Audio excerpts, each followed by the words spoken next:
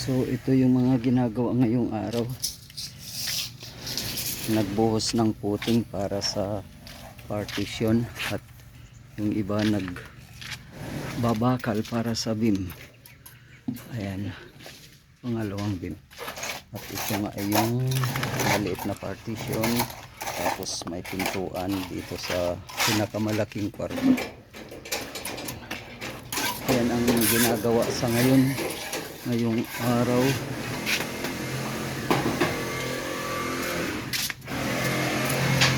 At ganoon din na tuloy-tuloy pa rin yung ayun, nagaano siya, nilalabas yung bakal para doon mag-connect yung poste na maliit.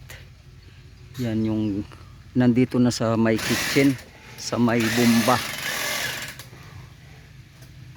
At dito pa rin tuloy-tuloy yung paglagari ni paring Pedro dito sa mangga na pinutol noon. Oo nga,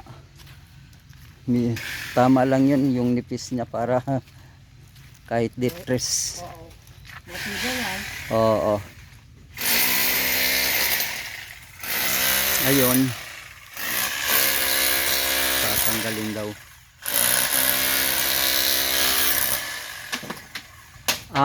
Puputulin ba yan?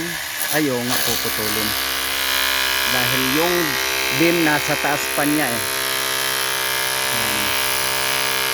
Nasa taas pa niya yung beam.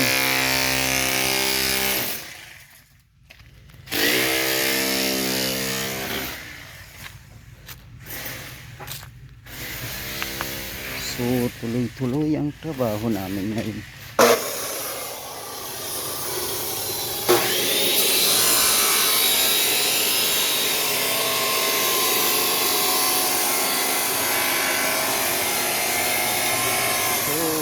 Tuesday, July, ano bang July 9 ba ngayon or 10? Hindi ko na alam, basta Tuesday.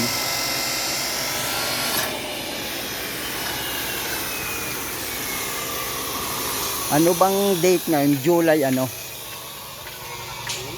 July 10 ba?